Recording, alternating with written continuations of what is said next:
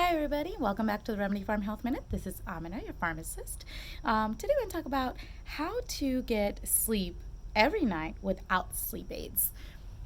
So, we've talked about sleep, we've touched on insomnia before, and this is just a really quick rundown about 5 to 7 things that you can do every day to get quality sleep, good sleep, without the use of sleep aids. And we know that some sleep aids can be very addicting as well, and we really don't want our bodies to need these things when we can try and use our bodies to our advantage by just changing some of our habits.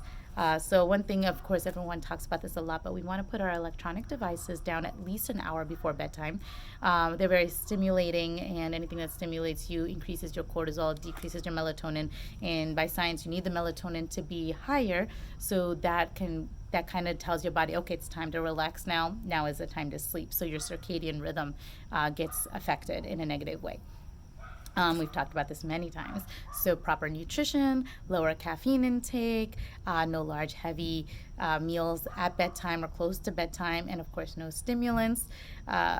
Caffeine, I know it's really hard for us. Coffee, tea, myself, I'm guilty right here. Although I don't really drink sodas, it was never really my thing. But try, and if you can't eliminate it completely, do your best to try to keep it earlier in the day so it doesn't really affect your rhythm in the evenings. Exercise, we've talked about this many times. Exercise is a really, really good way to help your sleep habits. You recommended to do 30 minutes a day. Good exercise, cardio, weightlifting, something. Get your body moving. It helps your metabolism and it really helps with sleep, actually. You won't see it directly, but it is something that helps over time, definitely.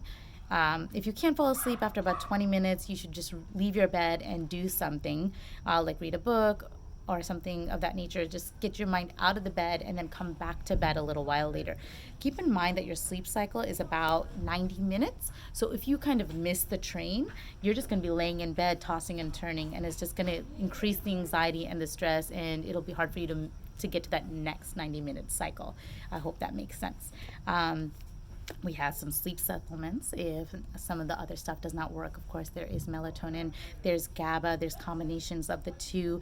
These are naturally occurring in your body, so it kind of helps to increase those levels and help you sleep peacefully.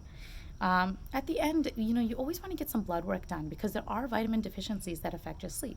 Something like vitamin D, your melatonin, of course, iron, the B vitamins, amongst others. So, getting a blood panel done, if there's something, if you can't sleep at the end of the day, can be really important to help you address the underlying cause. Of course, like always, hormones, because I always talk about hormones.